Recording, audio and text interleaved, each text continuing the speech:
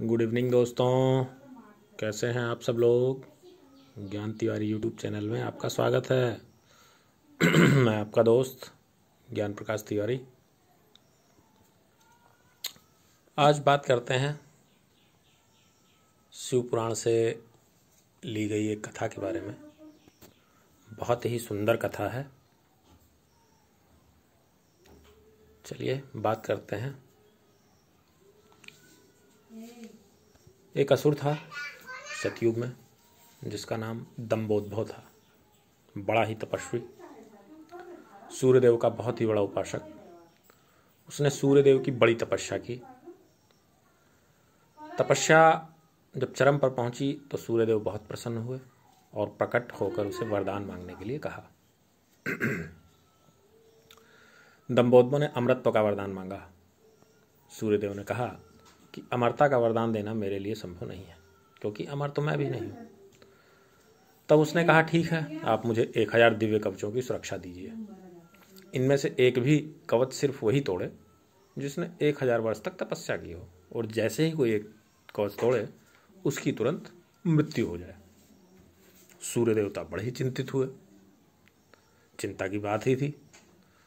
वे इतना समझ पा रहे थे कि यह असुर इस वरदान का दुरुपयोग तो करेगा ही, किंतु उसकी तपस्या के आगे उन्हें मजबूर होना पड़ा। उन्हें उसे यह वरदान देना ही पड़ा। इन कवचों से सुरक्षित होने के बाद भी वही हुआ जिसका सूर्यदेव को डर था। दंभोदभ अपने सहस्त्र कवचों की सहशक्ति से अपने आप को अमर मानकर मनचाहे अत्याचार करने लगा, पाप करने लगा, दुराचार करने लगा। अब वह सहस्त्र कवच के नाम से जाना जाने लगा। समय बीतता गया। उधर सती जी के पिता दक्ष प्रजापति ने अपनी पुत्री मूर्ति का विवाह ब्रह्मा जी के मानस पुत्र धर्म से कर दिया। मूर्ति ने सहस्त्र कवच के बारे में सुन रखा था और उन्होंने श्री विष्णु से प्रार्थना की कि इसे खत्म करने के लिए वे आगे आए। विष्णु जी ने उसे आश्वासन दिया कि ठीक है, हम ऐसा करेंगे। समय क्रम में मूर्ति ने 2 जुड़वा पुत्रों को जन्म दिया, जिनके नाम हुए नर और नारायण। दोनों 2 शरीरों में होते हुए भी एक थे। 2 शरीरों में एक आत्मा। विष्णु जी ने एक साथ 2 शरीरों में नर और नारायण के रूप में अवतार लिया। दोनों भाई बड़े हुए। एक बार दंभोदभ, जिसका नाम अब सहस्त्र कवच था, इस वन पर चढ़ाया।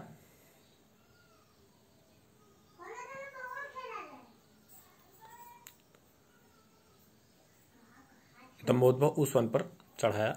तब उसने एक तेजस्वी मनुष्य को अपनी ओर आते देखा और भय का अनुभव किया। उस व्यक्ति ने कहा कि मैं नर हूं और तुमसे युद्ध करने के लिए आया हूं। भय होते भी दंभोदभ ने हंसकर कहा, तुम मेरे बारे में तो जानते ही हो। मुझे सूर्यदेव का आशीर्वाद प्राप्त है कि जो कोई भी मेरा एक कवच तोड़ेगा उसकी तुरंत मृत्यु हो जाएगी, और मेरे पास एक सहस्त्र कवच है। नर ने हंसकर कहा कि मैं और मेरा भाई नारायण एक ही हैं। वह मेरे बदले तप कर रहे हैं और मैं उनके बदले युद्ध कर रहा हूं। युद्ध शुरू हुआ और सहस्त्र कवच को आश्चर्य होता रहा कि सच में ही नारायण के तप से नर की शक्ति बढ़ती चली जा रही है। जैसे ही 1000 वर्ष का समय पूर्ण हुआ, नर ने सहस्त्र कवच का एक कवच तोड़ दिया। जैसे ही कवच टूटा, नर वहीं मृत होकर गिर पड़े और उनकी मृत्यु हो गई। सहस्त्र कवच ने सोचा, चलो एक कवच तो गया, लेकिन नर मारा गया। तभी उसने देखा कि नर उसकी ओर दौड़े आ रहा है और वह चकित हो गया। अभी तो उसके सामने नर की मृत्यु हुई थी और अभी यह जीवित होकर मेरी तरफ युद्ध करने के लिए आ रहा है। लेकिन फिर उसने देखा कि नर तो मृत पड़े थे। यह तो हूबहू नर जैसा प्रतीत होने वाला उनके भाई नारायण थे, जो दंभोदभ की नहीं बल्कि अपने भाई नर की ओर दौड़ रहे थे। दंभोदभ ने अट्टहास करते हुए नारायण से कहा कि तुम्हें अपने भाई को समझना चाहिए था। इसने अपने प्राण व्यर्थ ही गंवा दिए। नारायण शांतिपूर्वक मुस्कुराए। उन्होंने नर के पास बैठकर कोई मंत्र पढ़ा और चमत्कारिक रूप से नर उठकर बैठ गए। तब दंभोदभ की समझ में आया कि 1000 वर्ष तक शिव जी की तपस्या करने से नारायण को मृत्युंजय मंत्र की सिद्धि हुई है जिससे वे अपने भाई को पुनरुज्जीवित कर सकते हैं। अब इस बार नारायण ने दंभोदभ को ललकारा और नर तपस्या में बैठ गए। 1000 साल के युद्ध और तपस्या के बाद फिर एक कवच टूटा और नारायण की मृत्यु हो गई। फिर नर ने आकर नारायण को पुनर्जीवित कर दिया और यह चक्र फिर चलता रहा। इस तरह 999 बार युद्ध हुआ। एक भाई युद्ध करता, दूसरा भाई तपस्या। हर बार पहले की मृत्यु पर दूसरा उसे पुनर्जीवित कर देता। जब 999 कवच टूट गए तो सहस्त्र कवच समझ गया कि अब मेरी मृत्यु तो निश्चित है। तब वह युद्ध त्याग कर सूर्यलोक भागकर सूर्यदेव के शरणागत हो गया। नर और नारायण उसका पीछा करते हुए वहां आए और सूर्यदेव से उसे सौंपने को कहा, किंतु अपने भक्त को सूर्यदेव कैसे सौंपते। तब नारायण ने अपने कमंडल से जल लेकर सूर्यदेव को श्राप दे दिया कि आप इस असुर को उसके कर्म फल से बचाने का प्रयास कर रहे हैं, जिसके लिए आपको भी इसके पापों में भागीदार होकर पृथ्वी पर जन्म लेना पड़ेगा अपने कर्म फल को भोगने के लिए।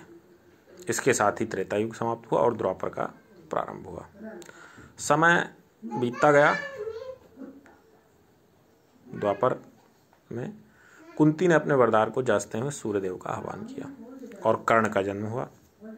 लेकिन यह आमतौर पर ज्ञात नहीं है कि कर्ण सिर्फ सूर्यपुत्र ही नहीं है, बल्कि उसके भीतर सूर्य और दंभोदभ दोनों हैं। जैसे नर और नारायण में 2 शरीरों में एक आत्मा थी, उसी तरह कर्ण के शरीर में 2 आत्माओं का वास है, सूर्य और सहस्त्र कवच। दूसरी ओर नर और नारायण इस बार अर्जुन और कृष्ण के रूप में आए। कर्ण के भीतर जो सूर्य का अंश है वही उसे तेजस्वी वीर बनाता है, जबकि उसके भीतर दंभोदभ भी होने से उसके कर्मफल उसे अनेकानेक अन्याय और अपमान मिलते हैं और उसे द्रौपदी का अपमान और ऐसे ही अनेक अपकर्म करने को प्रेरित करता है। यदि अर्जुन कर्ण का कवच तोड़ता तो तुरंत ही उसकी पहले मृत्यु हो जाती। इसलिए इंद्र इसका कवच पहले ही दान स्वरूप मांग ले जाते हैं। एक और प्रश्न जो अक्सर लोग उठाते हैं, श्री कृष्ण ने इंद्रपुत्र अर्जुन का साथ देते हुए सूर्यपुत्र कर्ण को धोखे से क्यों मरवाया। कहते हैं कि श्री राम अवतार में श्री राम ने सुग्रीव से मिलकर इंद्रपुत्र बाली का वध किया था, धोखा नहीं। जब किसी अपराधी को जज मृत्युदंड की सजा देते हैं तो उसे सामने से मारते नहीं, यह कोई धोखे से मारना नहीं होता। सो इस बार उल्टा हुआ।